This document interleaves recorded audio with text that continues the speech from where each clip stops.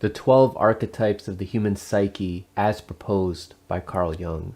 These are powerful symbols that live deep in the collective unconscious. They show up in myths, stories, religions, and across different cultures, revealing the inner roles that all of us carry. If you want to understand yourself and others better so that you can have more control over your life, then understanding these 12 archetypes is essential. These archetypes help us make more sense of our motivations, our fears, and our journeys that we choose to take through our life. Without properly understanding them, these parts of yourself can take a darker turn. All 12 of these archetypes that we're going to explore have a shadow side. A hero can become obsessed with their own righteousness and their own beliefs, and without self-criticism, they can become a villain. Another archetype, the lover, when driven by fear or insecurity rather than compassion and empathy, can become a seducer, a manipulator, or even a stalker. For the sage archetype, think about what could happen if someone uses knowledge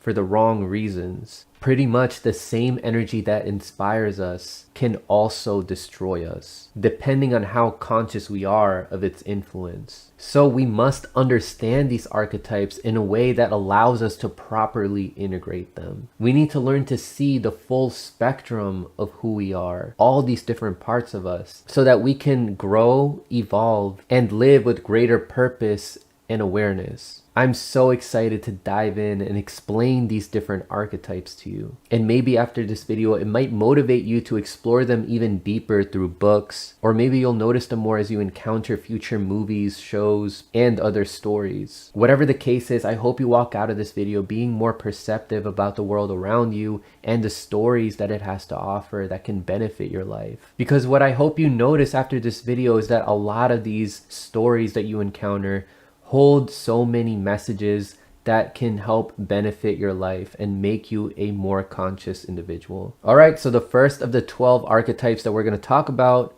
is the hero archetype. The hero's journey is the most popular form of storytelling in modern day pop culture. And this also dates back to ancient myths and legends. But did you know that these stories derive from your own psyche and how you view yourself? We all see ourselves as heroes in our journey.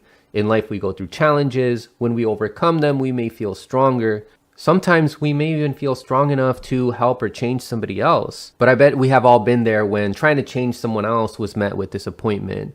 You might have even experienced a disappointment with yourself.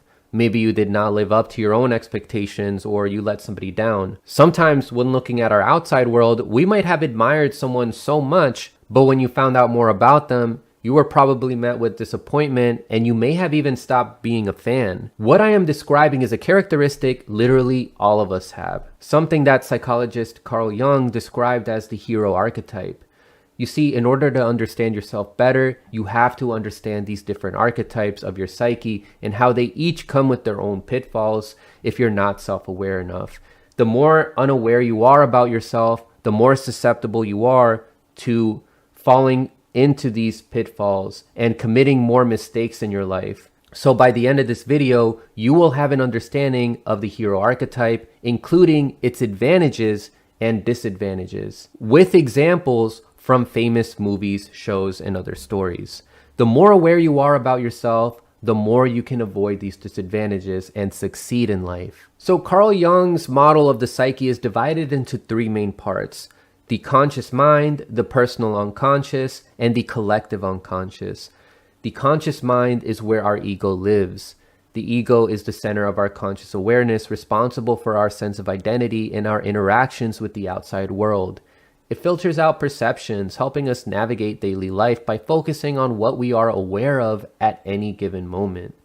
The personal unconscious, on the other hand, is where we store forgotten memories, suppressed thoughts, and feelings. Things we are not actively aware of, but can recall or bring to mind when needed. This is also where the shadow resides. The shadow represents the parts of ourselves that we reject or deny, often because they don't align with our self-image or society's expectations. However, understanding and integrating the shadow is essential for personal growth because it holds hidden strengths and insights, and being aware of it can also prevent you from committing the same mistakes over and over again. Lastly, the collective unconscious goes beyond the individual. It is a shared part of the human psyche containing archetypes, universal primal symbols and patterns of behavior that are common across cultures.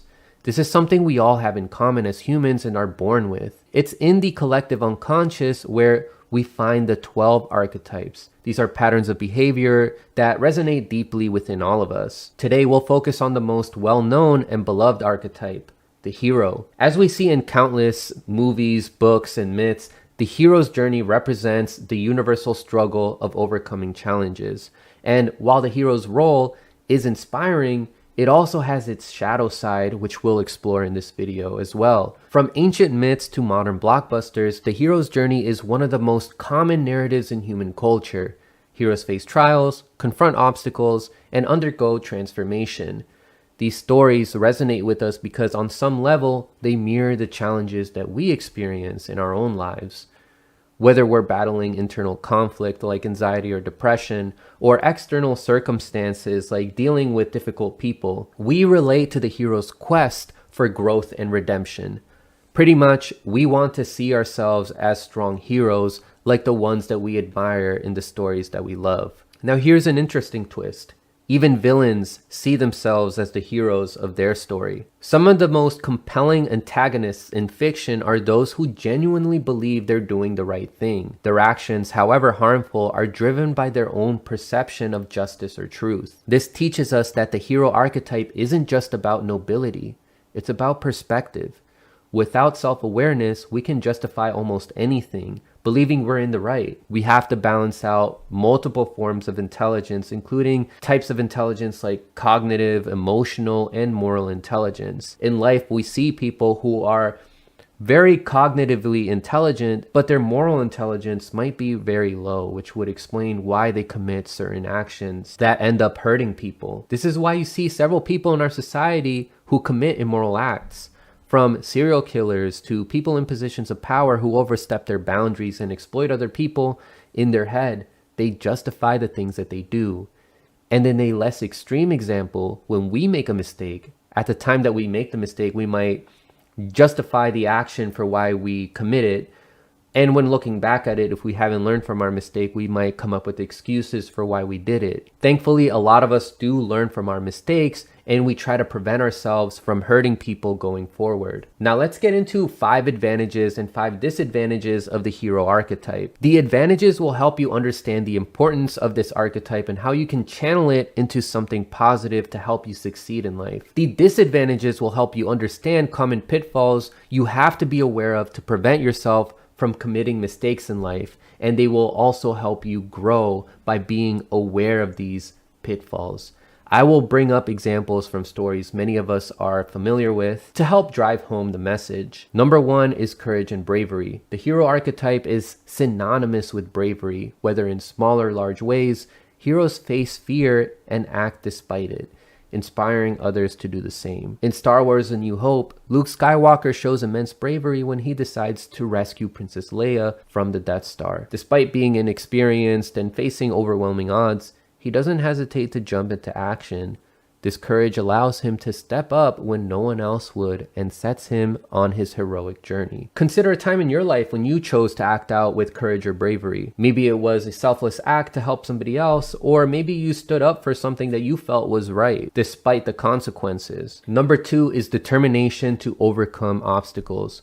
The hero archetype embodies a sense of mission, a drive to fulfill something larger than oneself, whether it's protecting others or achieving a personal goal. Luffy's unwavering determination in One Piece exemplifies this advantage. No matter how powerful his opponents are or how many times he gets knocked down, he always finds the strength to get back up. His determination pushes him to keep going even when the odds are stacked against him, a trait that often inspires his crew and others around him. Whether it's rescuing a crewmate or confronting a warlord of the sea, Luffy's relentless pursuit of his dream reflects how determination fuels the hero to achieve their goal. You might admire that aspect when you see it out in these different stories and you feel like you want to be determined to accomplish the goal that you want to have in life. Number 3 is resilience in the face of defeat. Heroes often face setbacks, but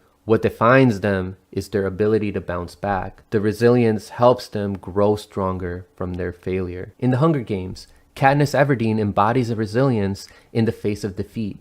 After losing loved ones and witnessing the brutal oppression of her people, Katniss continues to fight against the Capitol. Even when victory seems impossible, despite the trauma she endures and the psychological toll of surviving the Hunger Games twice, she remains determined to bring about change. Her ability to persevere through personal loss, physical pain, and emotional despair demonstrates the hero's strength in standing tall against insurmountable odds, refusing to give up her fight for justice and freedom. You could probably relate to this if you went through something very difficult in your life and you just pushed through and you got to where you are now. Maybe you still have trauma from that. Maybe you still feel really upset when thinking about these past moments, but nonetheless, you were led to look up certain videos about psychology to help understand yourself better. Maybe you read some self-help information to help yourself out or had talked to people.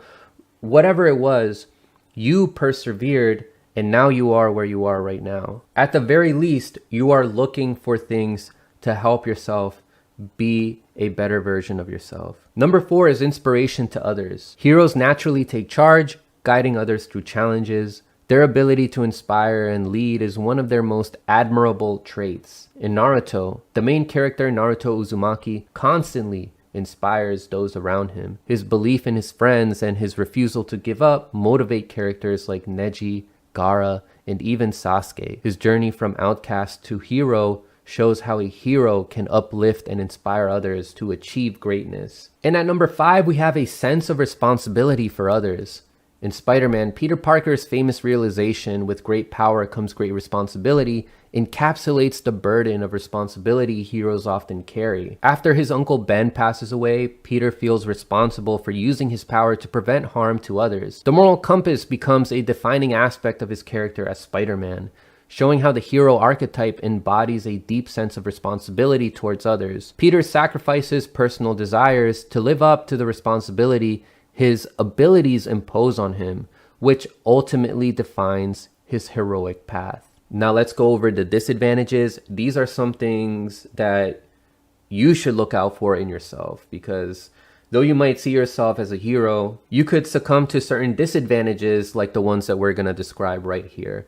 And that's number 1, arrogance and hubris. This is when the belief that you are always right can turn into arrogance. Heroes at their worst may struggle to see other perspectives, thinking their way is the only way. In Attack on Titan, Eren Yeager initially sees himself as the savior of humanity. However, as his power grows, so does his arrogance. His belief that he alone knows what's best eventually blinds him to the consequences of his actions, leading to devastating outcomes. So to avoid that, it's important for you to keep an open mind and accept the possibility that you could be wrong. Number 2 is unwilling to accept help. Heroes may resist receiving help from others, believing they have to go at it alone. This can prevent them from benefiting from the support of those around them. In Star Wars: The Empire Strikes Back, Luke Skywalker rushes off to face Darth Vader despite Yoda and Obi-Wan's warnings that he's not ready. His unwillingness to accept their guidance results in a brutal defeat where he learns the hard way that even heroes need help from mentors. In your life, you could be like a parent or someone that you're taking care of and you feel like this is all you can accept help from other people, but things get really difficult in life and you have to be open to just receiving help from other people that are close to you. Number 3 is becoming blind to one's flaws. This is when someone overestimates their own ability and fail to see the major flaw in their own character. This can ultimately lead to reckless behavior. In The Legend of Korra, Korra starts as a confident, headstrong avatar who believes her physical strength and bending abilities are enough to solve any problem. Her overconfidence often blinds her to her own flaws, especially her impatience and tendency to act without fully considering the consequences. This is especially evident in her conflict with Eamon in season 1, where her belief that she can easily take him down leads to underestimating his threat and nearly losing her bending. It's only through deep self-reflection and growth that she begins to recognize her vulnerabilities, showing how being blind to one's flaws can lead to personal setbacks and failures. At number 4, we have emotional burnout. Heroes often take on the burden of solving everybody's problems, or feeling like they need to take on everybody's responsibilities without realizing that it's too much. This can lead to burnout or feeling overwhelmed by expectations. Consider Spider-Man No Way Home. Peter experiences severe emotional burnout as the weight of his responsibilities mounts. The deaths, betrayals, and pressures of being Spider-Man take an emotional toll, culminating in moments where he questions whether he can continue. The loss of Aunt May devastates him, making him question his path and purpose. This is a stark example of how the hero's constant battle to protect others can lead to emotional exhaustion, a common pitfall for those who take on too much without proper support. Then finally, at number 5, we have alienation from others. Being the hero can sometimes result in feeling alone as they shoulder responsibilities others don't understand or share. In The Dark Knight, Bruce Wayne's isolation as Batman becomes evident. His commitment to Gotham means sacrificing close relationships, leading to a solitary existence. His vigilante role forces him to push others away, even those who care about him, like Rachel Dawes and Alfred. His loneliness and detachment from society shows how the hero's dedication to their mission can result in emotional isolation, distancing them from the people who could provide comfort and support. These are some of many examples out there in pop culture about the hero's journey. They all share similar elements, and we can relate to them because we view our life that way through the hero archetype. This is likely a reason for why we not just admire fictional heroes, but we also admire people in real life, like athletes, celebrities, or political or historical figures. It's important to be aware that when unchecked, this can lead to hero worship. It's not at all a bad thing to admire someone. It's probably even a good thing. You can absorb some of those characteristics that you like about these people that are actually moral and noble and incorporate those into your life. However, when you are just creating excuses for some of the immoral things or things that hurt other people, that is just hero worship, and it's no longer admiration. At that point, it's idolization, thinking that these people that you look up to can commit no wrong. I have a future video planned on hero worship, so this is why understanding the disadvantages is just as important as understanding the advantages of the hero archetype. I want you all to know that Carl Jung and authors to stories about the hero's journey were all inspired by myths that date back to the beginning of humanity. From hunter-gatherer societies to stories and religious texts, the admiration that we have for the heroes in these stories is an indication that we all have a desire to see ourselves become the best version of ourselves. The Fool. Although it sounds like a negative connotation, there's a much deeper meaning to it that we can all aspire to and learn from. As a matter of fact, the Fool is a psychological archetype found within all of us. And if it's unchecked, it could negatively affect our lives. It could be negatively affecting your life right now for reasons that we will explore in this video. Or if you have it in check, it could bring you joy and wisdom. We all know the hero, the valiant figure who overcomes challenges, slays the dragon, and saves the day. But what about the fool? The one who stumbles into the journey, often underestimated, sometimes mocked, yet holds a power few truly understand. The fool is the risk taker, the dreamer, the truth seeker disguised in folly. Today, we're diving deep into the archetype of the fool, its role in myths, stories, and even our own lives. By the end of this video, you'll understand the fool's unique journey, its incredible advantages, its challenges, and why embracing the fool within might just lead to wisdom and transformation. As we see in countless movies, books, myths, the fool's journey represents the universal desire for taking risks, dreaming, finding truth, and spreading joy. And while the fool's journey is inspiring, it also has its shadow side, which we'll explore. Let's go over what this fool archetype even is. The fool archetype existed across cultures for centuries, from court jesters to mythological tricksters. In Jungian psychology, the fool represents a willingness to take risks and confront the unknown, often leading to growth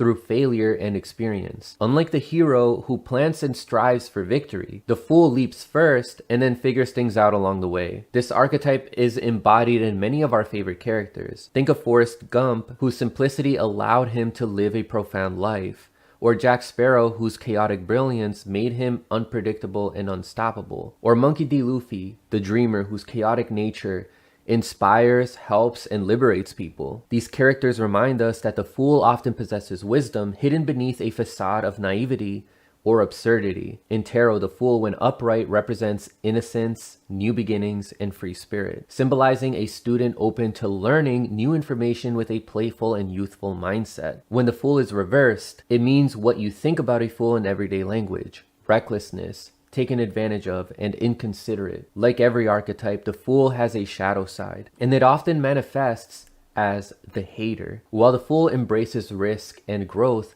the hater resists, mocking and criticizing others from a place of insecurity. The hater fears vulnerability and deflects their own shortcomings by tearing others down. In real life, we see this in people who take themselves too seriously. Because of their insecurities and repression of looking like a fool, these people act as though they are too good or too mature for certain activities or mindsets. These people are often workaholics, obsessed with the expectations of a capitalist society. We could also see this in people who constantly mock others. Think of a disgruntled comedian whose jokes are all about making fun of people they don't understand or people who they are envious of. In pop culture, think about characters like Squidward from SpongeBob SquarePants. His constant disdain for SpongeBob's joyful, foolish nature stems from his own dissatisfaction and failure to embrace his creative side. Psychologically, Carl Jung teaches us that the shadow represents the part of ourselves we suppress. For the fool, the hater emerges when they reject their innate capacity for growth and instead use humor or criticism to belittle others. Understanding this shadow reminds us that if we find ourselves scoffing at someone, taking risks, or pursuing a dream, it may reflect an unresolved fear within us, a fear of stepping into our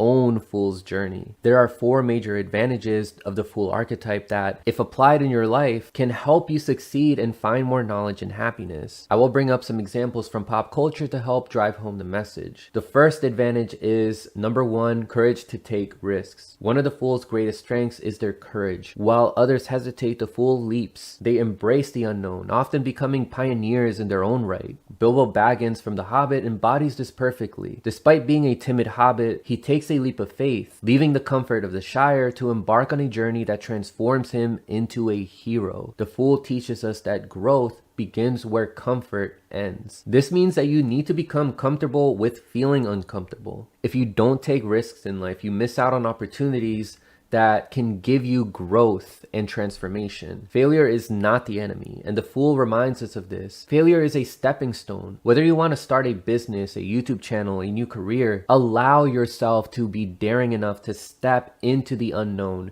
embrace discomfort, and trust that the journey, no matter how uncertain, is worth it. Number 2 is fresh perspective. The fool sees the world differently, challenging conventional thinking. Forrest Gump's simple, honest approach to life provides profound insights, even if he doesn't realize it himself. His unique perspective reminds us that sometimes seeing the world with fresh eyes reveals truths that others overlook. This teaches us that embracing the mindset of the fool, being open, curious, and willing to question can lead to profound growth. As George Leonard explains in his book Mastery, the key to success of long-term fulfillment, adopting the perspective of a student, a willingness to always learn and never assume you know it all, is the key to mastery for anything. Whether you want to learn a new sport, learn a new language, learn a new subject in school, learn something new that will help you in your career, you have to embrace that student or fool mentality to allow new information to come in. This is a willingness to always learn and never assume you know it all. This is the key to mastery. The moment that you believe that you figured everything out, that's when you stop growing. The fool reminds us that learning never ends. And by staying open to new experiences and ideas, you can find wisdom where others only see simplicity. Number 3, adaptability. Chaos doesn't frighten the fool.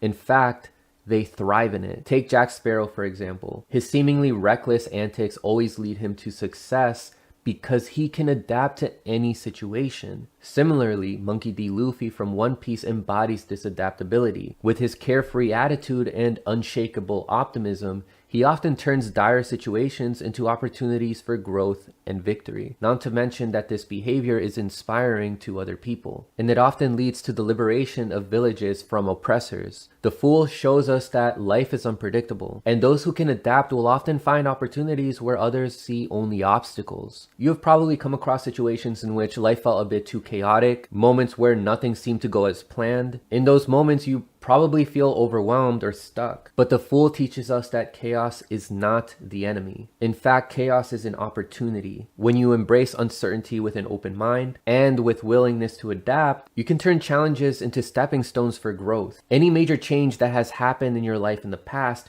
you've been able to adapt to it. Think about it, it's already happened to you in your life before. So don't be afraid of the unexpected changes that are yet to come. Life will always throw curveballs, but instead of resisting the unexpected, try asking yourself, what can I learn from this? How can I grow through this experience? Like Jack Sparrow and Luffy, you too can navigate the chaos with creativity and resilience, finding unexpected treasures along the way. Finally, at number 4, we have unconventional wisdom. The Fool's wisdom often comes from unexpected places. Luna Lovegood from Harry Potter is a perfect example of this. Her quirky nature and unshakable belief in the impossible provide valuable lessons to her friends. The Fool reminds us that true wisdom often comes from being open to ideas that others dismiss. Think about a time in your life when somebody dismissed an idea that you had as being too out there or unrealistic. Maybe you've dismissed your own thoughts for being unconventional. The Fool shows us that those ideas contain seeds for innovation. To embrace the Fool's wisdom, try looking at situations from a completely fresh perspective. Question assumptions, explore the improbable, and be unafraid of thinking differently. You might be surprised by the insight that follows. The Fool archetype also has its disadvantages, which you have to be consciously aware of to prevent yourself from making certain mistakes. Let's start with number 1. The first disadvantage is naivety. The same openness that makes the Fool brave can also make them vulnerable. Pinocchio's journey illustrates this so well. His trust in others leads him into dangerous situations, showing how naivety can leave the Fool open to manipulation. Openness is a gift, but it's important to balance it out with discernment. Reflect on your own life. Are there times when your trust in others led to unexpected consequences? The Fool teaches us to embrace life with curiosity, but also to cultivate wisdom to recognize when something or someone might not have your best interest at heart. Ask questions, trust your instinct, and learn to distinguish between genuine opportunities and potential pitfalls. Doing this can prevent yourself from falling for propaganda or falling into being manipulated into a cult. Number 2 is recklessness. The Fool's spontaneity can sometimes lead to disaster. Homer Simpson is a classic example. His impulsiveness often creates chaos for his family, showing us that while risk-taking is essential, it's important to temper it with thoughtfulness. Have you ever made a decision in the heat of the moment only later to regret it? While taking risks is essential for growth, the Fool reminds us that there's a fine line between bravery and recklessness. So before leaping into action, take a moment to weigh the potential outcomes. By balancing spontaneity with mindfulness, you can ensure your bold moves lead to progress rather than setbacks. The third disadvantage is alienation. The Fool's unconventional ways can make them outsiders. Quasimodo in The Hunchback of Notre Dame is alienated because of his appearance and unique perspective. While the Fool's path can be enlightening, it's often a lonely one and can lead to you being an outcast or a pariah. Think about a time in which your uniqueness made you feel like you didn't belong. The Fool teaches us that being different can be a strength, but it's also a path that requires resilience. But you have to remember that you don't have to conform. So instead of conforming to fit in, embrace your individuality and seek out people who value your perspective. True belonging doesn't come from blending in. Where it does come from is from finding people who appreciate you for who you truly are. Finally, at number 4, we have unpredictability. The Fool's erratic nature can make it hard for others to trust them. The Joker from The Dark Knight represents the destructive side of this archetype. His unpredictability becomes a tool for chaos, reminding us that unchecked foolishness can lead to harm of others. That would be a more extreme case, but consider how your actions can influence the trust that others place in you. Are there moments when impulsiveness or inconsistency might have affected your relationships? The Fool reminds us to be adaptable but also dependable. While it is great to embrace spontaneity, building trust requires showing others they can count on you. So by striking that balance, you can navigate life with both flexibility and reliability. Like the hero, the Fool also embarks on a journey, but their path is less about defeating external enemies and more about self-discovery. The Fool begins with the courage to step into the unknown, symbolized by the Fool card in the tarot, a figure standing on the edge of a cliff, ready to leap. The Fool's journey teaches us that mistakes are not failures but opportunities to grow. Each misstep, each stumble leads to wisdom and resilience. Unlike the hero who seeks glory, the Fool seeks truth, even if they have to look foolish along the way. And in the end,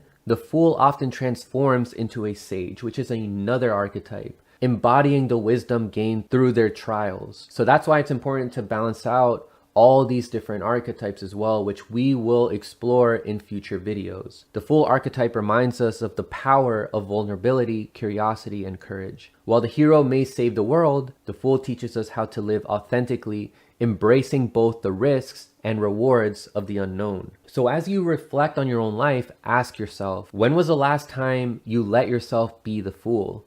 When did you take a leap of faith, embrace a fresh perspective, or allow yourself to make mistakes? Because in a world obsessed with perfection, maybe we could all use a little more of the Fool's wisdom. However, as you go along in your life's journey, it's important to also integrate other archetypes. The Sage archetype is the embodiment of wisdom, insight, and the quest for truth. Think of characters like Gandalf, Dumbledore, Yoda, and Master Roshi.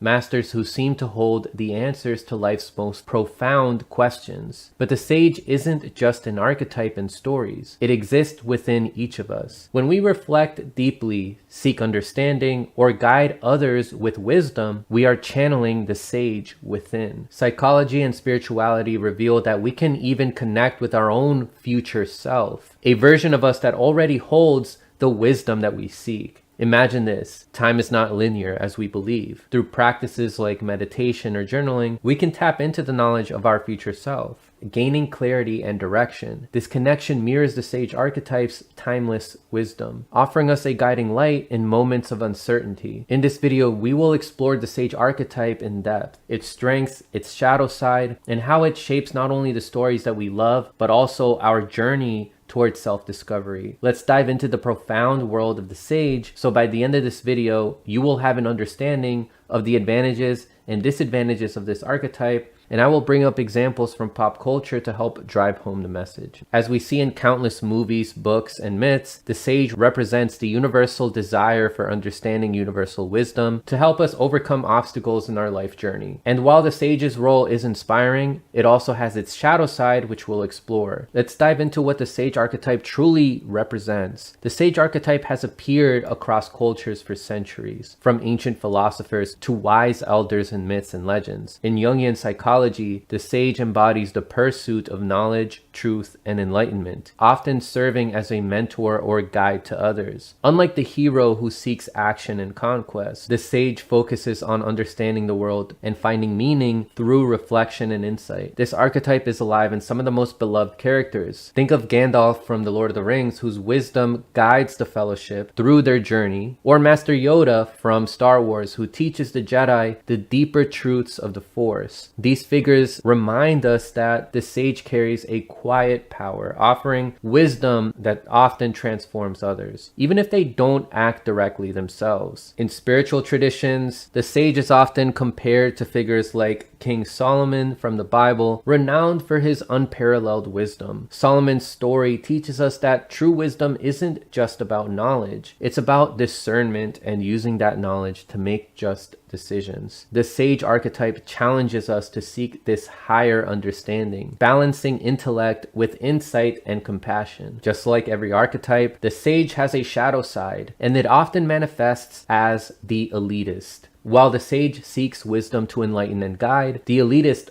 hoards knowledge, using it as a weapon to elevate themselves above others. The elitist thrives on exclusivity, dismissing those they deem less intelligent or less enlightened. This shadow arises from a fear of irrelevance or inadequacy, leading to arrogance and a disconnect from others. In real life, we see this in people who are overly intellectual or condescending. They may dismiss opposing ideas as inferior without truly engaging with them, or belittle others for lacking their level of education or insight. These individuals often isolate themselves, believing that their superior knowledge sets them apart and above everyone else. They can also become overly attached to their identity as a wise person, projecting anything that challenges their worldview. In pop culture, think of characters like Doctor Strange early in his journey, before he embraced the magical side of the universe. His brilliance as a surgeon made him arrogant and dismissive of others, seeing their struggles as beneath him. It wasn't until he faced his own vulnerability that he transformed from an elitist into a true sage, using his wisdom to serve others instead of his own ego. Psychologically, Carl Jung teaches us that the shadow represents the parts of ourselves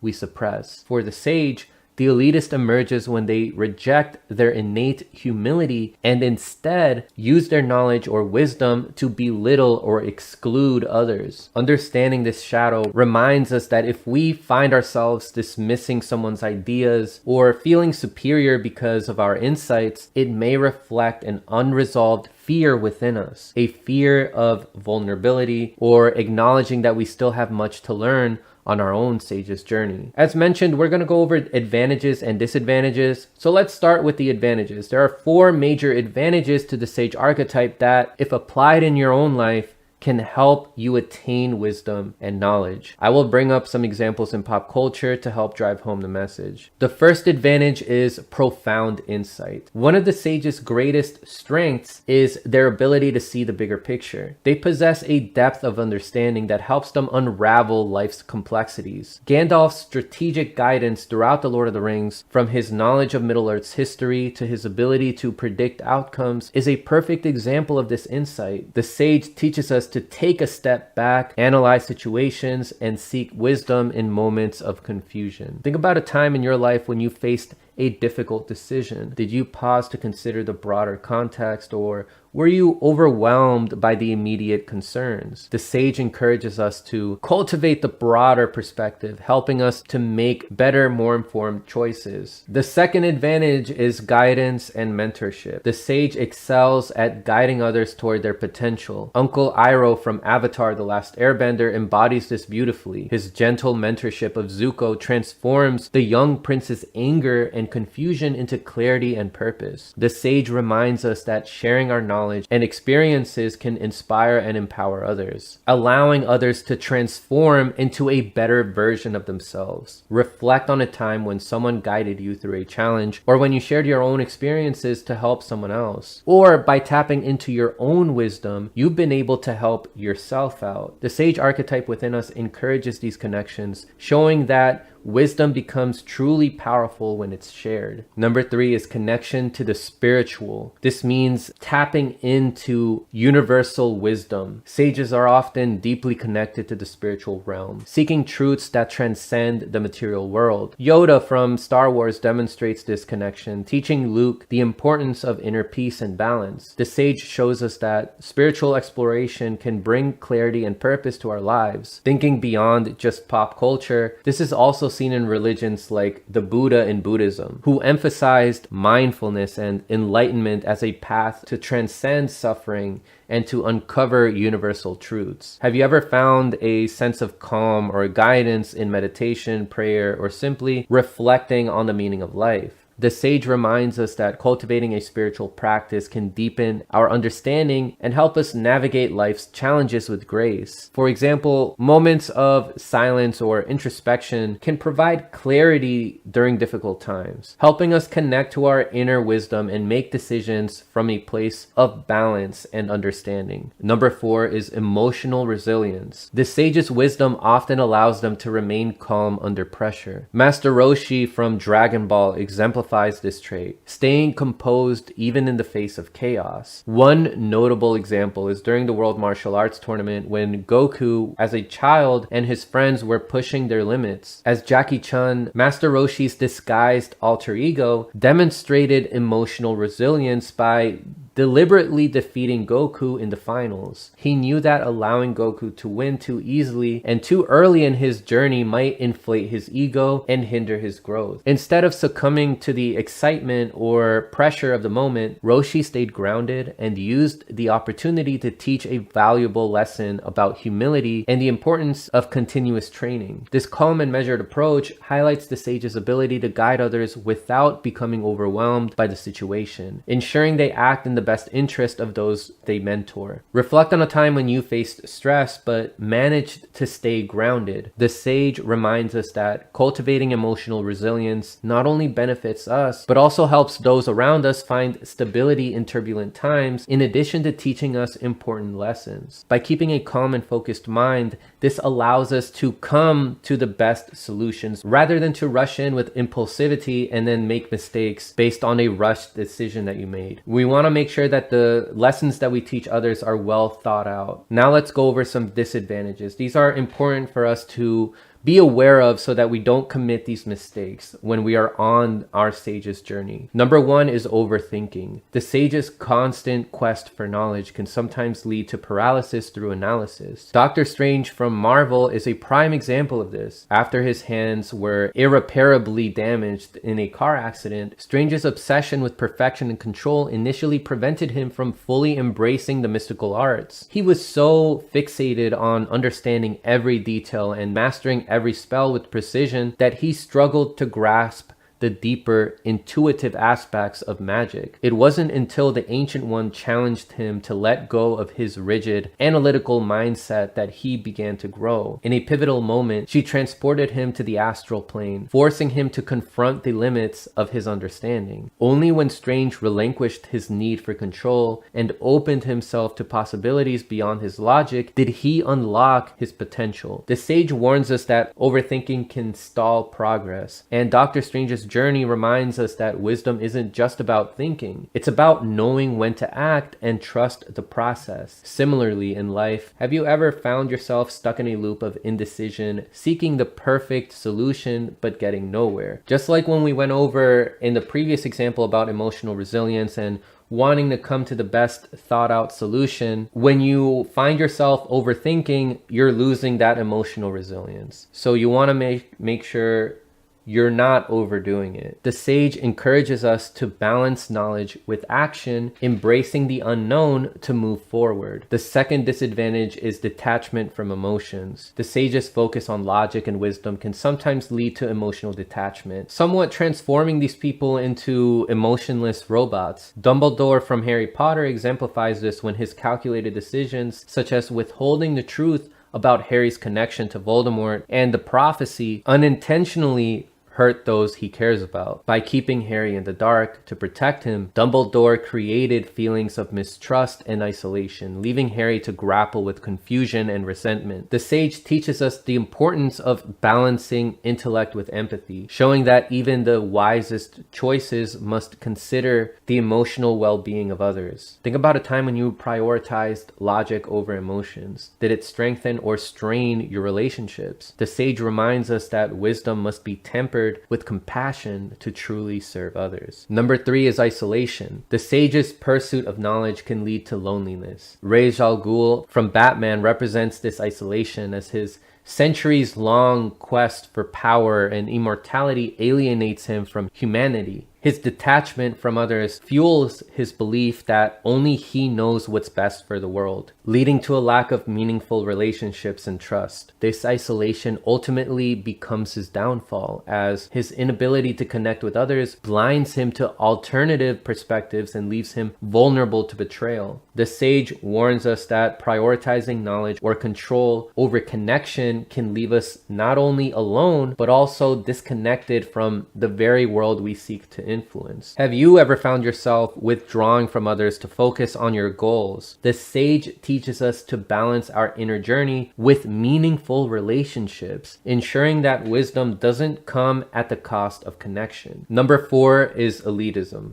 The sage's wisdom can sometimes manifest as arrogance, as seen in the Gorosei from One Piece. Despite their vast knowledge and influence, their actions are driven by an unwavering loyalty to Imu, the enigmatic figure they serve, and a deep-seated insecurity about maintaining their grip of power. Their elitism leads them to dismiss the perspectives and needs of the common people, creating policies that benefit the elite while oppressing the working class. This arrogance isolates them in an echo chamber of their own making, perpetuating suffering and rebellion in the world they aim to control. The sage cautions us to remain humble. Throughout history, we see parallels in oligarchies where those in power, believing they know what's best, dismiss the struggles of working class people. This arrogance often leads to inequality, unrest, and eventual collapse. Have you ever dismissed someone's input believing you knew better? The sage reminds us that true wisdom includes the ability to listen and learn from everyone, no matter their background or experience, as well as to let go of this insecurity of losing power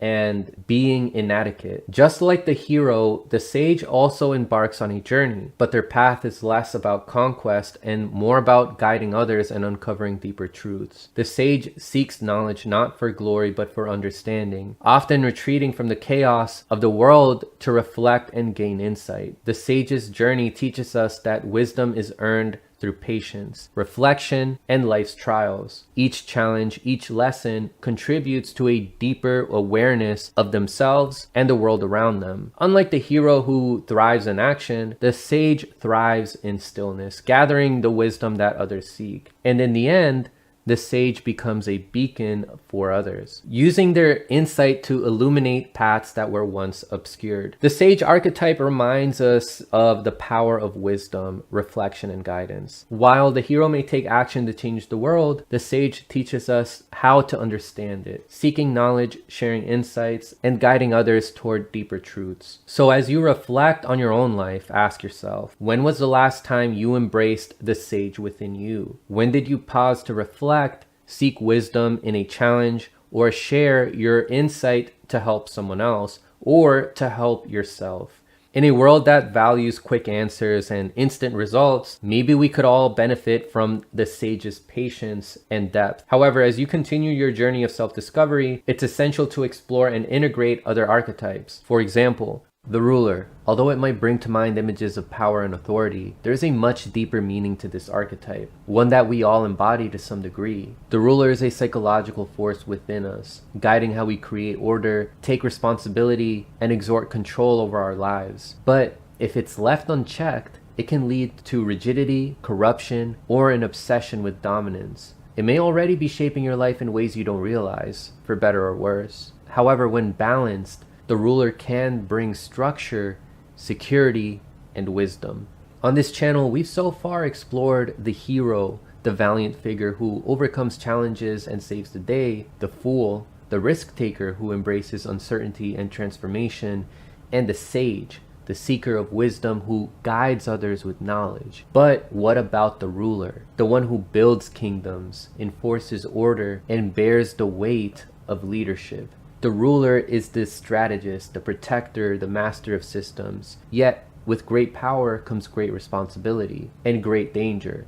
Today, we're diving deep into the archetype of the ruler, its role in myths, stories, and even our own lives. By the end of this video, you'll understand the ruler's unique journey, its incredible strengths, its dark pitfalls, and why mastering the ruler within you is key to true leadership and personal power. As we see in countless myths, stories, and historical figures, the ruler's journey represents the universal drive to establish order, build structures, and wield power. And while the ruler's role is vital for stability and leadership, it also has a dangerous shadow side which we'll explore. Let's go over what this ruler archetype even is. The ruler archetype has existed across cultures for centuries, from ancient kings and queens to modern CEOs and political leaders. In Jungian psychology, the ruler represents the drive to create order, establish systems, and maintain control, because we all want to have that control and security in our lives. Unlike the hero who seeks to overcome challenges, or the fool who embraces uncertainty, the ruler seeks stability, structure, and authority to shape the world according to their vision. This archetype is embodied in many of our favorite characters. Think of Mufasa from The Lion King, whose wisdom and leadership created harmony in his kingdom, or Tywin Lannister from Game of Thrones,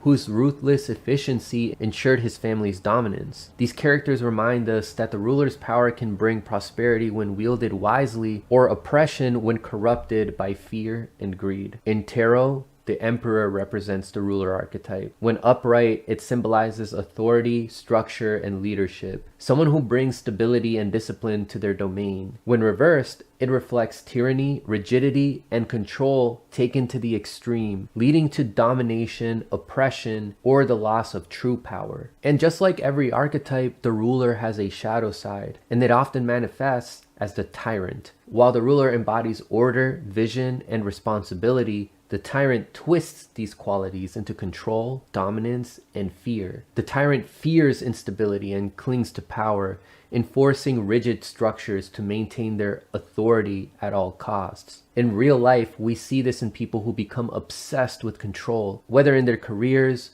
relationships, or social status. These individuals refuse to delegate, micromanage everything, and see others as tools rather than collaborators. They may also act with entitlement, believing their status or intelligence makes them inherently superior. In a broader sense, we see this in authoritarian leaders who suppress dissent, valuing their power over the well-being of their people. In pop culture, let's think back to the character of Tywin Lannister from Game of Thrones. His calculated leadership brings stability, but his obsession with legacy and absolute control leads to cruelty and ultimately his downfall. Another example is Doctor Doom from Marvel Comics, a ruler whose genius and iron will make him a formidable leader, yet his ego and need for absolute power turn his rule into one of tyranny rather than true prosperity. Psychologically, Carl Jung teaches us that the shadow represents the parts of ourselves that we suppress. For the ruler, the tyrant emerges when they reject their natural leadership potential out of fear. Fear of losing control, of appearing weak, or of trusting others. Understanding this shadow reminds us that if we find ourselves overly controlling or dismissing the autonomy of others, it may reflect an unresolved fear within us. A fear of letting go, adapting, or allowing others to step into their own power. There are 4 major advantages of the ruler archetype, and if these are applied in your own life, they can help you succeed and find more knowledge and happiness. I will bring up examples from pop culture to help drive home the message. One of the ruler's greatest strengths is their ability to, number 1, provide stability and order. While others may struggle to keep things in line,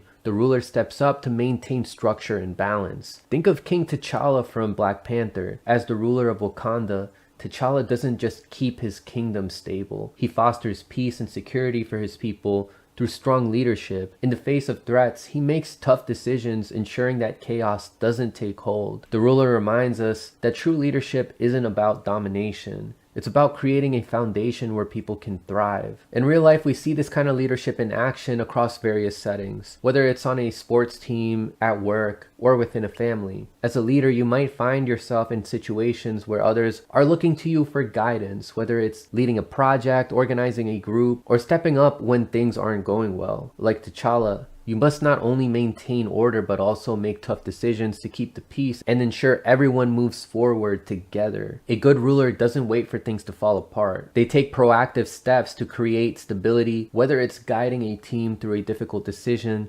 supporting your family through hard times, or maintaining a calm presence at work when stress levels rise. Another one of the ruler's most powerful strengths is their ability to, number 2, think long-term and develop a clear vision for the future. Unlike leaders who focus on short-term gains, The ruler looks beyond immediate challenges to secure lasting success. Take Aragorn from The Lord of the Rings. As a future king, he knows that true leadership isn't about rushing into battles. It's about preparing for the future, ensuring that his people will be safe and prosperous long after the immediate threats are gone. Aragorn makes decisions with the long-term well-being of Middle-earth in mind, knowing that each step that he takes now will affect generations to come. In real life, strategic thinking can apply to every facet of life, whether in business, personal goals, or even in relationships. A leader who thinks long-term isn't just concerned with immediate results. They're laying the groundwork for future growth. Whether it's in the workplace, where you plan out your career path and make decisions that set you up for success, or in your personal life, where you make choices that ensure a healthy, fulfilling future, having a strategic vision allows you to stay focused on what really matters. Like Aragorn,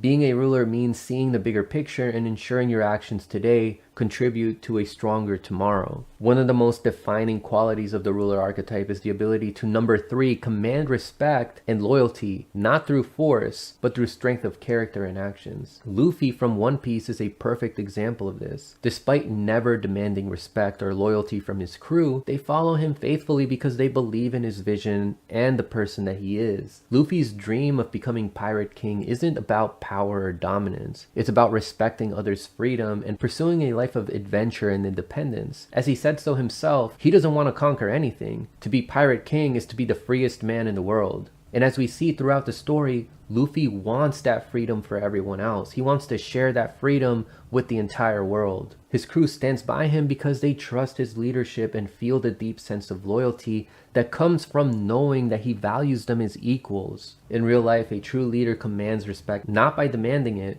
but by living in alignment with their values and creating an environment where others feel valued and supported. Whether you're leading a team at work, a group of friends, or even within your family, the key to earning respect and loyalty is to lead with integrity, fairness, and a genuine concern for others. Like Luffy, being a true leader is about respecting people's autonomy while uniting them around a common goal. And just like Luffy's crew, you'll find that people will follow you. Not because they have to, but because they believe in your vision and your character, and because you respect their freedom to be the best version of themselves. This brings us to the next great strength of the ruler. Number 4, empowering others through leadership. A true leader doesn't hoard power. They lift others up, creating a legacy of strength and success that outlasts their own reign. Professor X from X-Men exemplifies this perfectly. As the leader of the X-Men, he doesn't just seek to control his students. He nurtures them, helping them discover their own potential, encouraging them to become leaders in their own right. Professor X's ultimate goal is to create a world where mutants and humans coexist peacefully. But he knows that to achieve this, his students must be empowered to think for themselves, act with integrity, and lead with compassion. Take, for example, how he empowers Cyclops to step into the role of group leader. By teaching him responsibility, persistence, and how to make difficult decisions, Professor X prepares him to lead when the time comes. Similarly, Jean Grey is guided by Professor X to harness her immense power with discipline and compassion, while Wolverine, despite his rough exterior, learns from Professor X to balance strength with wisdom and emotional understanding. Each of these characters is elevated through his mentorship, growing into leaders in their own right. In real life, a true ruler understands that their success is tied to the success of those that they lead. Whether it's in the workplace, where you mentor and support your colleagues to reach their full potential, or within your family, where you encourage and uplift the next generation, empowering others creates a lasting impact. Like Professor X, you don't just lead from the front, you create an environment where others feel valued, capable, and ready to step into leadership roles themselves. A great leader builds a legacy not just by their own actions, but by the growth and strength of the people that they inspire. Now let's go over the disadvantages. It's important to be aware of these so that you do not commit these mistakes in your own life. Number 1, one of the greatest challenges of the ruler archetype is the tendency to become overly controlling or authoritarian. While they excel at creating order and enforcing structure, this drive for control can sometimes turn into an obsession. A ruler who's fixated on maintaining power might suppress dissent, discourage creative thinking, and restrict individual freedoms in an effort to maintain stability. This creates an environment where people feel trapped, stifled, and unable to express themselves authentically. Take, for example, President Snow from the Hunger Games. As the leader of Panem, he rules through fear, enforcing strict control over the districts. His obsession with maintaining power and order leads him to crush any signs of rebellion, using brutal tactics like the Hunger Games to keep the population in check. Snow's authoritarian rule stifles individuality and freedom, creating a society where survival is dependent on compliance and obedience. His need for control isolates him from any form of genuine leadership or compassion. And in the end, it's his inability to allow dissent that ultimately leads to his downfall. This tendency toward over-control can also be seen in real-world authoritarian regimes throughout history. Fascist rulers like Mussolini and Hitler similarly used fear and oppression to maintain power, silencing opposition and eliminating any form of free expression. Their obsession with order and control led to the devastating consequences not just for the people they ruled, but for themselves as well. Over time, such leaders often become consumed by their own need for dominance, isolating themselves and undermining their own legitimacy. Authoritarianism can eventually lead to rebellion, as we saw in the French Revolution and the Haitian Revolution. In your everyday life, you may have encountered a leader who micromanages every aspect of their organization, making it difficult for others to step up and contribute their ideas. Instead of empowering their team, they create a culture of fear and compliance where people are afraid to take risks or innovate. The ruler must be cautious not to let their desire for control prevent growth and collaboration. Without room for flexibility and self-expression, the very stability they seek to create can crumble as followers may become resentful or disengaged. Another disadvantage of the ruler archetype is number 2, the potential for inflexibility, which can lead to isolation,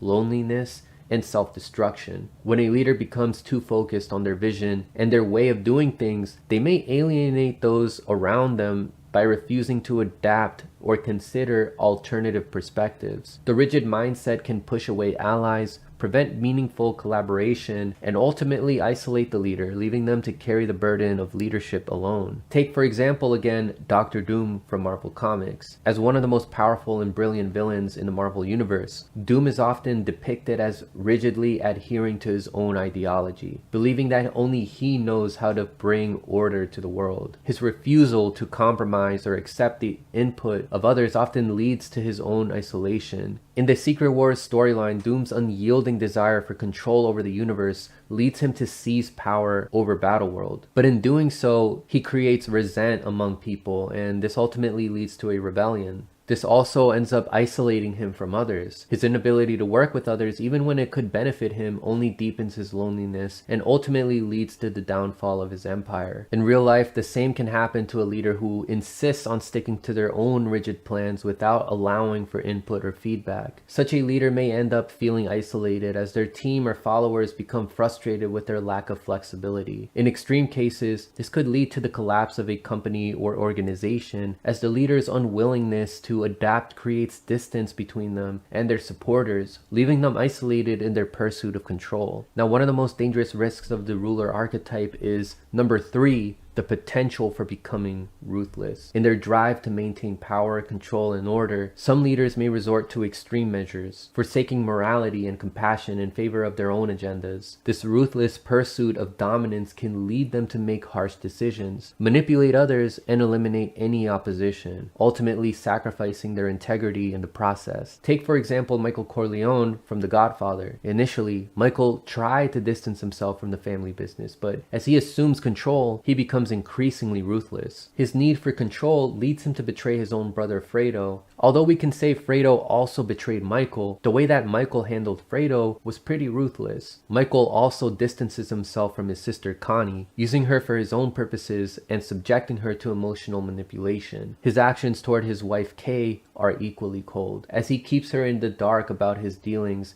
even when she pleads for transparency. Ultimately, this leads to her falling out of love with him and aborting her baby, leading Michael to physically attack her and act cold towards her for the rest of his life. Although Michael's ruthlessness can be understood as a means to protect his family and maintain power, his decisions ultimately isolate him. By choosing power over loyalty and love, he loses his family, respect, and the connection he once had with those closest to him. His coldness and obsession with control leave him lonely, without meaningful relationships, and we see at the end that he dies alone. In real life, the same can happen when leaders prioritize power over ethics. Whether in business or politics, a leader who chooses ruthless tactics to eliminate competition or silence opposition risks losing the respect and trust of those around them. For example, a business executive who uses underhand methods to sabotage a competitor, or a politician who resorts to manipulative tactics to undermine a rival may win in the short term, but in the long run, they risk becoming isolated and feared rather than respected. One of the greatest disadvantages of the ruler archetype is number 4, the failure to delegate effectively. While a good ruler knows the importance of empowering others and building systems that allow for the success of their vision, an ineffective ruler may try to do everything themselves, overburdening themselves with too many responsibilities. This lack of delegation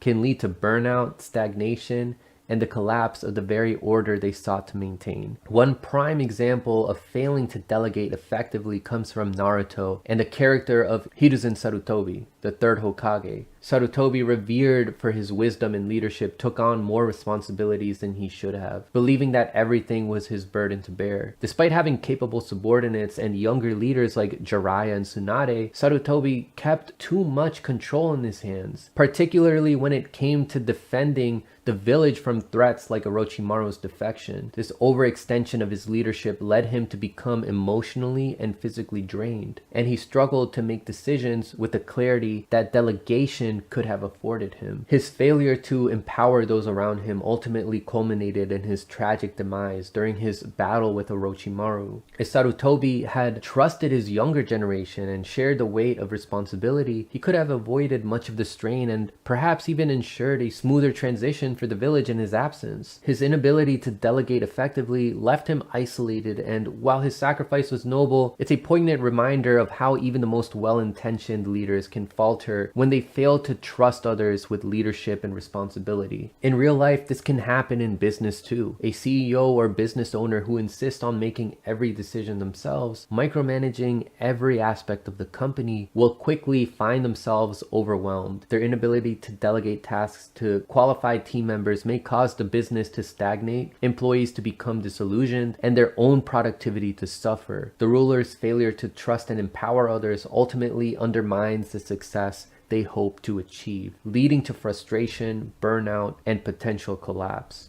Like the hero, the ruler embarks on a journey, but their path is less about personal glory and more about creating stability, order, and legacy. The ruler starts with a deep sense of responsibility, symbolized by the Emperor card in tarot, a figure with authority standing tall, ready to lead. The ruler's journey teaches us that true leadership is about more than control. It's about service, vision, and empowerment. The ruler doesn't simply command. They create environments where others can thrive. But this power comes with the risk of isolation, arrogance, and ruthless behavior if not kept in check. The ruler must constantly evolve, balancing strength with compassion and authority with humility. Through their challenges, they often evolve into a wise leader, guiding others with fairness and insight. The ruler archetype reminds us of the importance of leadership, vision, and responsibility. While the hero may fight battles, the ruler ensures that society, organizations, or families thrive, making difficult choices for the greater good. So as you reflect on your own life, ask yourself, when was the last time you took charge and provided direction in a situation? When did you step up as a leader and inspire others to follow? Within all of us lies a desire to want to control everything and rule the world. Like that Tears for Fears song. But we could all use some of the ruler archetype's wisdom to take control of our lives in a way that does not self-destruct us or isolate us, but empowers us and the people around us. The rebel. The word alone evokes images of defiance, revolution, and those who dare to challenge the status quo. Think of Galileo, branded a heretic for insisting the earth moves around the sun. Think of Malcolm X, whose fierce voice shook the foundations of injustice. Or even V from V for Vendetta, a masked symbol of uprising against tyranny. These figures spark admiration, but also fear. So we have to ask, is rebellion truly a force for freedom, or just another path to destruction? On this channel, we've explored the hero, the one who overcomes challenges, the fool, the risk taker who transforms through chaos, the sage, the seeker of wisdom, and the ruler, the master of order and responsibility. But what about the rebel, the one who breaks the rules, exposes illusions, and fights for change, even at a great cost? The rebel isn't just an outer figure. It's a psychological force within us all. It whispers when we see injustice. It burns when we feel trapped. It urges us to break free. But there's a paradox here. As Carl Jung once said, what you resist persists. The rebel who fights blindly may end up recreating the very systems they sought to destroy. Rebellion without reflection can spiral into chaos, or worse, become the destroyer. In this video, we'll dive into the rebel archetype, its revolutionary power, its shadow side, and the fine line between liberation and self-sabotage. We'll explore how to balance the rebel within, so you can create meaningful change without burning everything to the ground. Let's begin. As we see in countless myths, stories, and real-world movements, the rebel's journey represents the universal drive to challenge the status quo, expose injustice, and ignite transformation. And while the rebel's role is crucial for progress and awakening, it also has a dangerous shadow side, one we'll explore in depth. Let's go over what this rebel archetype even is. The rebel is someone who defies authority, challenges societal norms, and seeks freedom, not just for themselves, but often for others as well. In Jungian psychology, the rebel represents the part of us that refuses to conform, the part that senses when something is wrong and dares to disrupt it. Rebellion is more than just resistance. It's psychologically and historically vital. Without rebels, there would be no social progress. Every major shift in history, from revolutions to cultural renaissances, began with someone who questioned the rules. This archetype shows up in many forms. There are political rebels who fight oppressive systems, artistic rebels who push creative boundaries, and spiritual rebels who challenge dogma to pursue deeper truths. All of them are driven by a deep need to break free. Carl Jung believed that a core part of personal growth, what he called individuation, involves breaking away from the roles and identities society imposes on us. The rebel archetype is essential to that journey. It helps us ask, who am I, really, when I strip away everything I was told to be? We see the rebel in figures like Prometheus, who stole fire from the gods to give to humanity, in the Buddha, who walked away from a life of royalty to seek enlightenment, in Nikola Tesla, who challenged conventional science and reimagined the future. These are not just stories. They're blueprints to transformation. One of the most dangerous patterns in history is the cycle of rebellion, when the oppressed overthrow their oppressors only to become tyrants themselves. We saw this in the French Revolution, where cries for liberty, equality, and fraternity devolved into the Reign of Terror. Centuries earlier, the English Civil War in 1642 to 1651 followed the same arc. Parliamentarians rose against the absolutism of Charles I, only to see Oliver Cromwell dissolve democracy and rule as a military dictator, persecuting dissenters with puritanical fervor. Even in our digital age, this pattern persists. The cyberpunks of the 1990s and early Bitcoin pioneers sought to dismantle centralized power through cryptography and decentralized currency, only to watch their tools become new instruments of financial speculation and surveillance with crypto elites and institutional investors replicating the very systems they once vowed to escape. In modern times, rebellion is not always grassroots. It can be manufactured. Ruling elites have long known how to hijack the rebel spirit through mass psychosis and propaganda, manipulating people's anger to serve other agenda. What looks like a revolution might just be the system reinventing itself to stay in power. Movements that begin as genuine resistance can be co-opted, branded, and turned into tools of control. There's also the trap of destructive rebellion. When the desire to destroy outweighs the desire to create, this leads to chaos, self-sabotage, or a kind of perpetual resistance. Some rebels never evolve past opposition. They define themselves by what they're against, not what they stand for. And without a vision for something better, rebellion becomes noise instead of transformation. Think of activists so consumed by outrage that they alienate allies and collapse the movements they helped build. Without wisdom, the rebel burns down the old world, but never builds the new one. Psychologically, this shadow arises when we mistake rebellion for identity. When our ego clings to being the outsider, the fighter, or the victim, we stop growing. True rebellion isn't just about resistance, it's about renewal. But if we remain stuck in defiance, we risk becoming the very thing we once stood against. There are 4 major advantages of the rebel archetype that, if embraced in your own life, can lead to greater freedom, authenticity, and meaningful change. I'll bring in some powerful examples from pop culture, history, and real life to show how these qualities can play out. The first advantage, freedom and independence. At the core of the rebel archetype is the drive for freedom.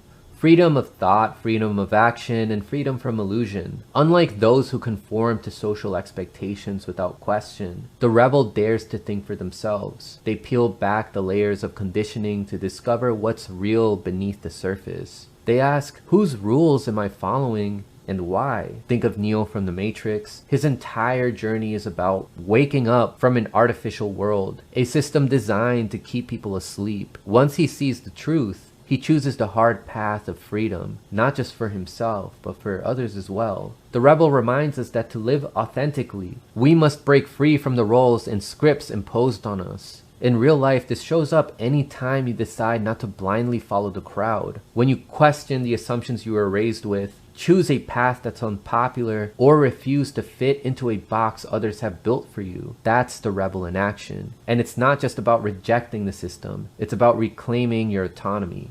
Number 2, innovation and progress. Nearly every major leap forward in science, society, and art has come from someone brave enough to break the mold. The rebel sees possibilities where others see boundaries. They're not afraid to question accepted knowledge, dismantle outdated traditions, or imagine entirely new worlds. Galileo is a powerful example. He challenged the church's view of the cosmos and redefined our understanding of the universe. Nikola Tesla envisioned technologies decades ahead of his time, despite being rejected by mainstream science. And artists in the punk movement reshaped music and fashion by rejecting commercial conformity and expressing raw, unfiltered truth. Whether it's inventing new ways of thinking or pioneering revolutionary ideas, rebels are the ones who push humanity forward. In your own life, this might look like starting a business that defies traditional norms, creating art that challenges the status quo, or even just standing firm in a belief no one else shares yet. Without rebels, progress doesn't happen. Number 3, resisting psychological control. In times of fear, crisis, or mass confusion, the rebel archetype becomes more important than ever. When groupthink takes over, when propaganda spreads unchecked, or when institutions try to suppress dissent, it's the rebel who sees through the illusion. They're the ones who resist psychological manipulation, what thinkers like Juice Mirlo called menticide, the killing of the mind. We see this in real-world whistleblowers like Julian Assange or Edward Snowden. Their courage to expose uncomfortable truths cut through the fog of mass deception. Rebels protect the integrity of thought and speech at great personal cost. Psychologically, developing the rebel within helps guard against mental slavery. It teaches you how to spot manipulation, how to think critically, and how to stay anchored in reality, especially when the world is losing its grip. It's about protecting your mind from being hijacked by fear or false narratives. Check out this video here about propaganda to learn more. Number 4, courage to challenge authority. Perhaps the most powerful trait of the rebel is their courage to confront injustice and corruption. Rebels speak up when no one else will. They shine a light on what's hidden and hold power to account. And while doing so can make them unpopular or even dangerous, it's often what sparks real change. Consider the Buddha, who left the comfort of his palace to seek truth and liberation, challenging the spiritual authorities of his time. Or Galileo, risking his freedom for the truth. Even in pop culture, we see characters like V from V for Vendetta, whose acts of defiance awaken a society trapped in fear and apathy. In your life, the courage can manifest in small but meaningful ways, calling out unfair treatment at work, standing up to social injustice, or simply refusing to stay silent in the face of wrongdoing. The rebel's gift is the strength to speak truth to power, even when it comes at a cost. Together, these traits, freedom, innovation, psychological resistance, and moral courage, make the rebel archetype a vital force for growth, truth, and transformation. But like any archetype, it comes with its own challenges, which we'll explore right now. The first challenge is isolation and persecution. One of the greatest challenges of the rebel archetype is the deep sense of isolation and persecution that often comes with going against the grain. Rebels are by nature disruptors, questioning norms, challenging authority, and refusing to conform. But in doing so, they often find themselves cast out by the very systems they hope to change. Society tends to punish those who think differently, labeling them as troublemakers or radicals. Take, for example, the artist Jean-Michel Basquiat. His rebellious art challenged racism, classism, and elitism of the art world, yet he struggled with feeling like an outsider. Even as he rose to fame, his success didn't shield him from the alienation that came with living on the fringes, and that emotional toll contributed to his early demise. In a very similar vein, revolutionaries throughout history like Malcolm X or Che Guevara were often celebrated and vilified in equal measure. Their refusal to compromise came with constant surveillance, persecution, and in many cases death. Even though what these revolutionaries did was admirable and certainly important, it unfortunately may come at the price of having powerful enemies who endanger the rebel's life. I will reiterate, though it's admirable, it certainly comes at a great price. In everyday life, rebels may face rejection from family, community, or peers simply for questioning the status quo. Their truth-telling can be seen as threatening rather than liberating. And over time, the loneliness of being misunderstood can weigh heavily on even the most passionate rebel. Number 2, rebellion without purpose. Another danger of the rebel archetype is rebellion for rebellion's sake, tearing down systems without a clear plan for what comes next. While rebellion can be a powerful force for justice, it can also devolve into chaos when there's no vision beyond destruction. In pop culture, think of Tyler Durden from Fight Club. His movement starts as a rebellion against consumerism and conformity, but quickly spirals into chaos. What began as a personal awakening becomes a dangerous ideology that recruits others into mindless violence. In the end, the rebellion loses its moral compass and becomes indistinguishable from the oppression it sought to destroy. This is a pattern we've seen in history too. During the French Revolution, mobs toppled a monarchy only to make way for the Reign of Terror, where thousands were executed under suspicion alone. Without a constructive vision, rebellion can consume itself, leaving only rubble in its wake. Number 3, the risk of becoming what you oppose. Perhaps the most ironic risk of the rebel archetype is becoming the very thing one sets out to fight. In their quest to overthrow tyranny, Rebels may adopt the same controlling dogmatic tactics as their oppressors. The desire to liberate can mutate into the desire to dominate. History is littered with revolutionary leaders who, after toppling oppressive regimes, become tyrants themselves. In ancient Rome, Julius Caesar crossed the Rubicon under the banner of defending the Republic, only to declare himself dictator for life, extinguishing the very democracy he claimed to protect. Centuries later, Maximilien Robespierre led the French Revolution with cries of liberty, equality, fraternity. Yet his Committee of Public Safety unleashed the Reign of Terror, executing thousands in the name of virtue. Even in modern times, Robert Mugabe fought to liberate Zimbabwe from colonial rule, but his rule devolved into violent repression and economic ruin. Robert Mugabe betrayed Zimbabwe's revolution by enriching his ZANU-PF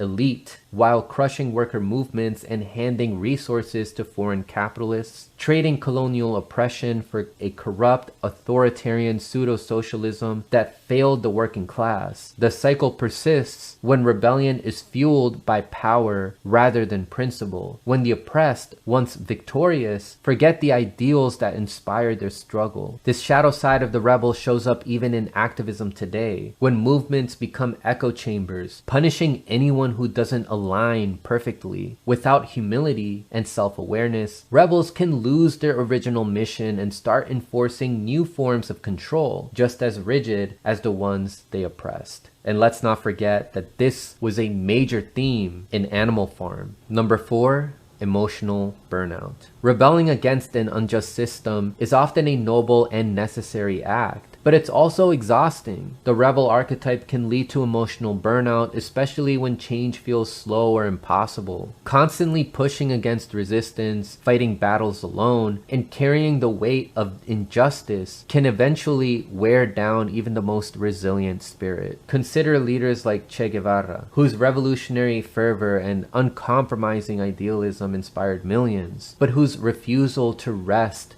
negotiate, or temper his own rigid principles left him physically and emotionally depleted. His fight against imperialism was heroic, but the weight of being a global symbol of rebellion, combined with his inability to accept pragmatic compromises, isolated him. In the end, the very intensity that made him a legend also hastened his downfall. In the real world, this kind of burnout can lead to nihilism, the belief that nothing matters, that change is futile. Rebels may find themselves questioning whether their struggle is worth it, especially when facing constant pushback, betrayal, and stagnation. That despair can be as dangerous as the oppression they fight against. The rebel's journey begins not with a sword, but with a refusal to stay silent, to conform, to accept the way things are. The rebel brings necessary disruption, but to be truly effective, rebellion must be guided by wisdom. Without vision, destruction leads only to chaos. When used constructively,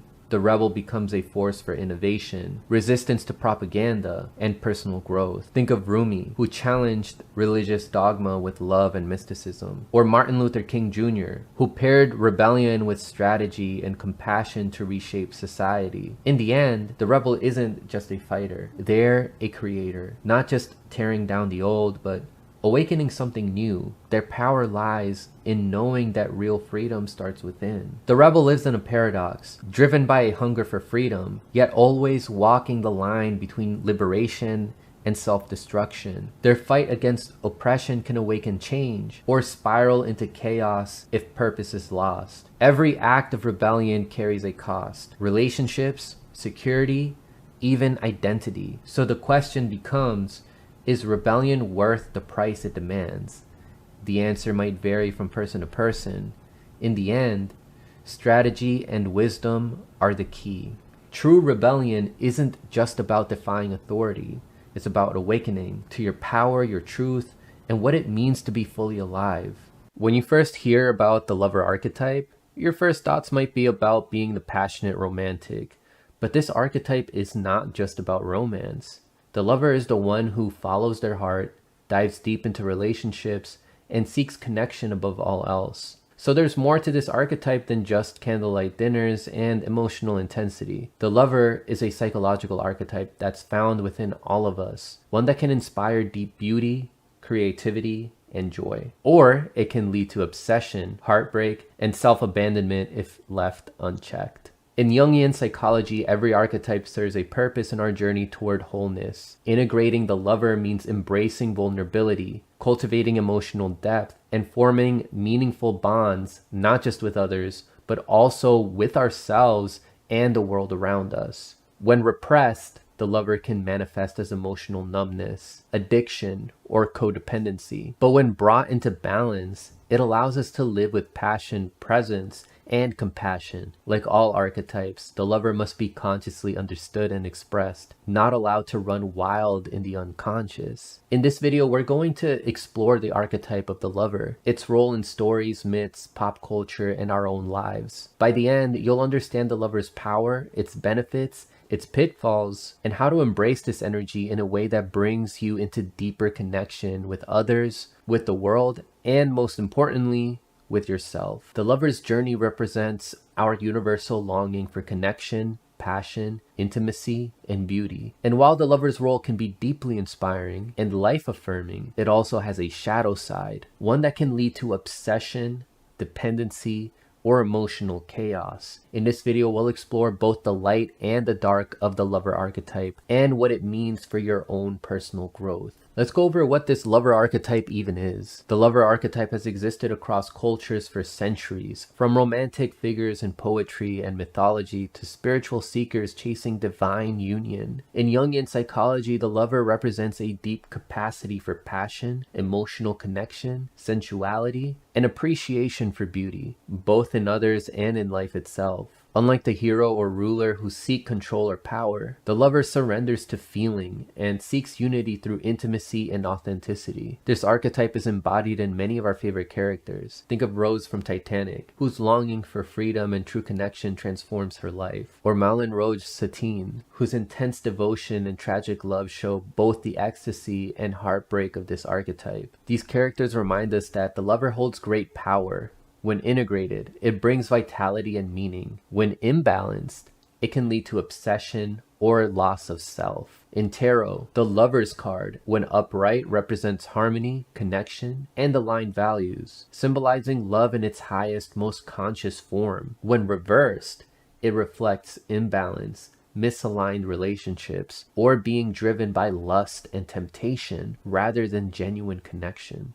Just like every archetype, the lover has a shadow side, and it often manifests as the seducer. While the lover seeks authentic connection, beauty, and intimacy, the seducer uses charm, passion, and attraction to manipulate, control, or escape emotional depth. The seducer fears true vulnerability and masks their wounds behind allure and performance. In real life, this shows up in people who crave constant attention, validation, or romance, not out of love, but out of fear of abandonment or lack of self-worth. These individuals often jump from relationship to relationship, confuse intensity with intimacy, or use their charisma to gain power. They may avoid real emotional connection because it requires honesty and surrender, which is something the shadow lover is terrified of. In pop culture, you can think of characters like Don Draper from Mad Men. His charm and power mask a deep emotional void, and no matter how many affairs he has, he remains disconnected from true love and from himself. Or think of Regina George from Mean Girls,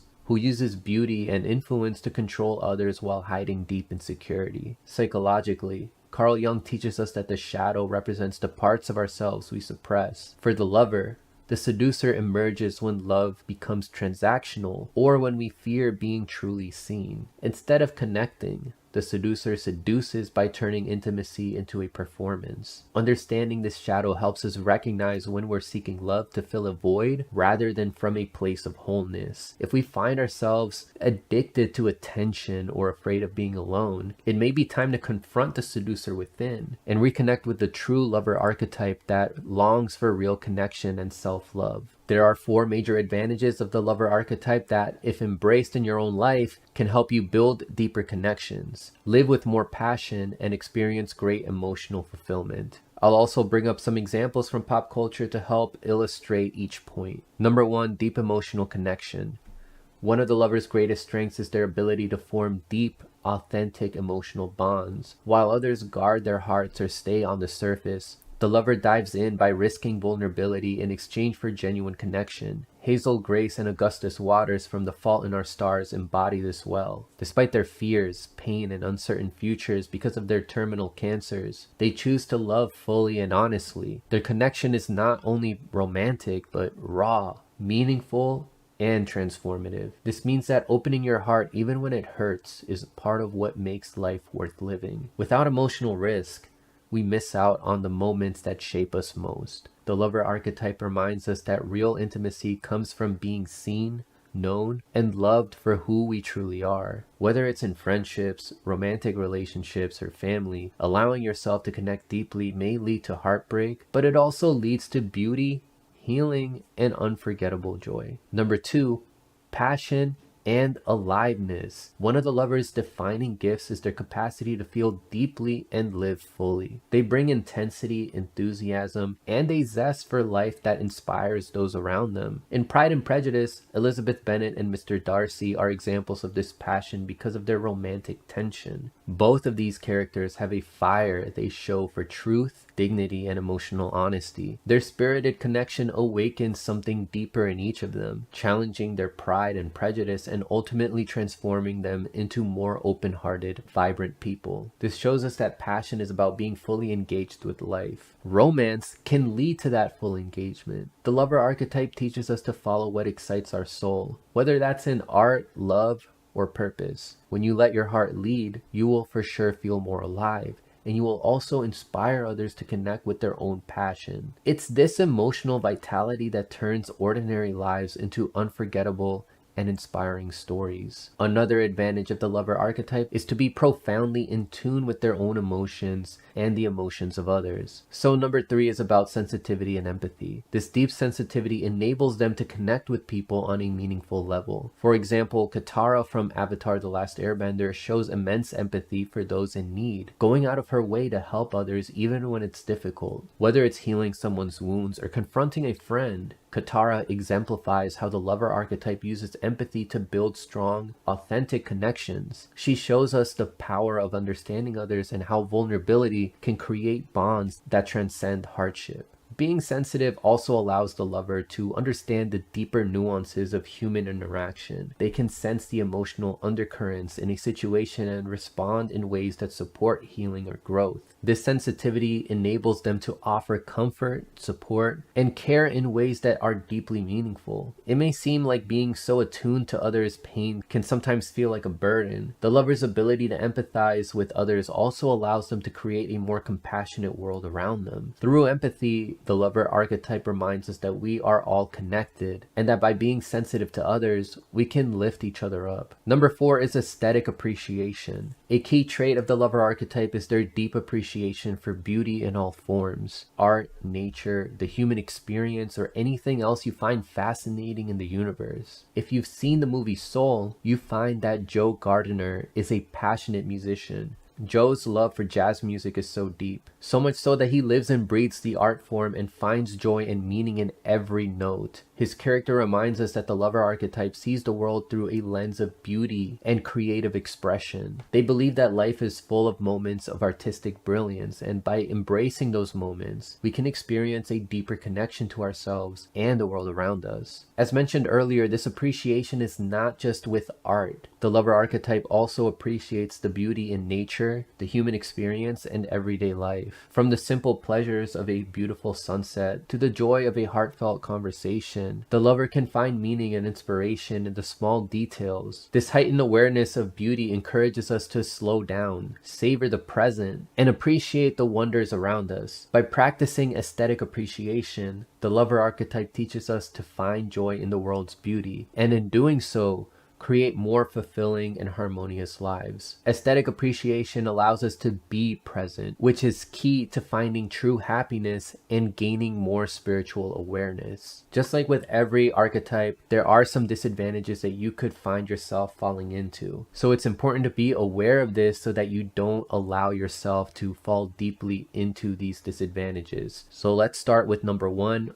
over-dependence on others. One of the lover's greatest vulnerabilities is their tendency to define themselves through their relationships. Think about the character of Tom from 500 Days of Summer, played by Joseph Gordon-Levitt. Rather than developing his own sense of purpose and identity, he projects all of his hopes and happiness onto Summer. He becomes emotionally dependent, idealizing her and the relationship to the point where he loses sight of who he is without her. This overdependence not only sets him up for disappointment, it also prevents him from growing as an individual. Love and connection are powerful, but the lover archetype must learn to balance intimacy with self-reliance. Maybe you have been there before. A lot of us have. Think about a time when you placed too much emotional weight on someone else, expecting them to fill a void or to give your life meaning. While relationships can be enriching, they should not be your only source of fulfillment. Tom's journey reminds us that clinging too tightly to another person can distort reality and lead to emotional pain. You must love yourself first before you love somebody else. The lover must learn to love deeply while maintaining a strong sense of self. Number 2 is addiction to pleasure. One of the darker sides of the lover archetype is the tendency to chase pleasure at the expense of everything else. This can be seen in characters who prioritize emotional or physical gratification over long-term well-being. Take Don Draper from Mad Men, for instance. While he is passionate and charismatic, his constant pursuit of escapism eventually erodes his relationships and sense of self. The lover, when unbalanced, can become enslaved by the very feelings they cherish most, pretty much being a slave to their desires. Pleasure is not inherently bad. In fact, it's one of life's greatest gifts. But when we rely on it to avoid pain, boredom, or responsibility, it becomes a form of self-sabotage. Reflect on the times you sought comfort in distractions, maybe binge watching, overindulging, or diving into a relationship too quickly. These are all signs of the lover's shadow. True fulfillment comes not just from chasing highs, but from cultivating depth, discipline, and meaning in our experiences. And number 3, we have the fear of rejection or abandonment. The lover archetype craves connection, often to the point of fearing what life would look like without it. This fear can drive them to unhealthy attachments or cause them to lose themselves in the hopes of being loved.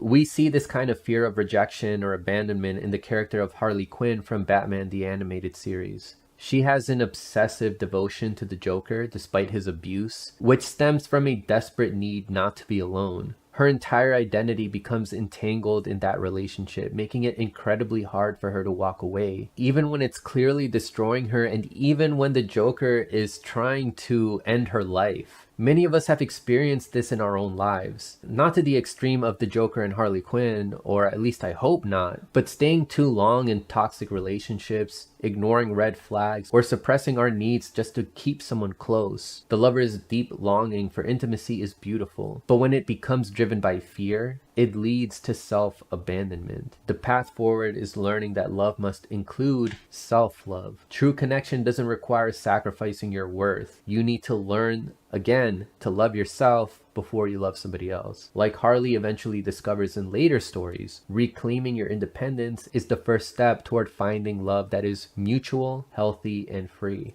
At number 4, we have emotional imbalance. One of the greatest challenges of the lover archetype is maintaining emotional equilibrium. When intense feelings go unchecked, they can spiral into destructive behaviors. Think of Anakin Skywalker in the Star Wars prequels. His deep love and fear of loss drive him to the dark side, leading to devastating consequences not only for himself, but for the entire galaxy. Even though he had a deep love for Padme, he also had a deep fear of losing her, and ultimately it ended up happening anyway. What began as devotion quickly turned into obsession, showing us how overwhelming emotions, when left unbalanced, can cloud judgment and lead to tragic outcomes. I want you guys to ask yourselves, are your strongest emotions lifting you up or pulling you under? The lover archetype teaches us the beauty of feeling deeply, but also warns us to stay grounded. Passion is powerful, but without emotional regulation, it can tip into rage, jealousy, or despair. Cultivating self-awareness and learning to pause before reacting can help you channel your emotions constructively, rather than being ruled by them. Like Anakin, many of us want to protect what we love. We want to protect our significant other, we want to protect our family, but it's crucial to do so with clarity and compassion, not fear and control. Just like the other archetypes, the lover also embarks on a transformative journey, but their path is not marked by battles or conquests. Instead, it is a journey of the heart, centered around connection, intimacy, beauty, and the deep longing to feel fully alive. The lover is driven by a desire to merge with a person, a cause, or even the experience of life itself. Their path is filled with emotional highs and lows, where each relationship and every moment of passion teaches them more about who they are and what they value most. Like we mentioned in the beginning of the video, this archetype is not just about romance. It's also about presence, vulnerability, and devotion to life's richness. Also, don't forget about the shadow that comes with this archetype. It's important to be aware of this stuff. Obsession, heartbreak, and the fear of abandonment. Still, through every heartbreak and reunion, the lover evolves. And if they integrate both the beauty and the pain of love, they can transform into something deeper. A figure who embodies both passion and compassion. In time, the lover can grow into the caregiver archetype or even the sage archetype, holding within them a love that is wise, grounded, and unconditional. So this archetype reminds us of connection, emotion, and presence. While the hero archetype can charge ahead and conquer the world, the lover teaches us to slow down and fully experience the world, appreciate the beauty of life, feel deeply, and love without holding back. So just take a moment and reflect for a minute. When was the last time you let yourself truly feel something without pushing it away? When did you allow yourself to care even when it hurt? Or to see beauty in the little things, even in the middle of chaos? In a world that often values productivity over presence, we could all benefit from reconnecting with the lover inside of us. And this isn't saying to escape life's challenges. It's quite the opposite. It's saying that you must embrace the challenges with love and with your heart fully there. We're only halfway done. There's still other archetypes for us to explore, such as the everyman, the caregiver, the innocent, the explorer, the magician, and the creator. I will be dropping these videos in the future, so make sure you subscribe so that you can watch those videos about those other archetypes. We talk about various topics on this channel about psychology, spirituality, and how the world affects you. For example, I have another video series that I'm working on about Ken Wilber's integral theory, which is about integrating these different lines of development proposed by different psychologists and theorists, like cognitive development, moral development, Maslow's hierarchy of needs, spiral dynamics, and more. My goal is to help you become a more conscious person so that we can have a more conscious society. Thanks for watching, and I'll see you in the next video.